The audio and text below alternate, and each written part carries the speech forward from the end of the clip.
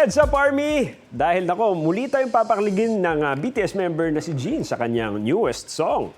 Yan ang Close to You, ang official soundtrack ng 2025 K-drama series na When the Stars Gossip starring Lee Min-ho at Kong Hyo-jin.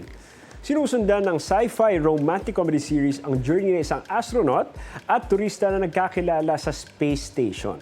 Mapapakinggan na ang Close to You sa Sunday, January 26. Ito na ang ikatlong OST ni Jin, kasunod ng Yours ng Jirisan at It's Definitely You ng Warang kasama ang co-BTS member niyang si V. Gusto mo bang mauna sa mga balita? Mag-subscribe na sa GMA Integrated News sa YouTube at tumutok sa unang balita.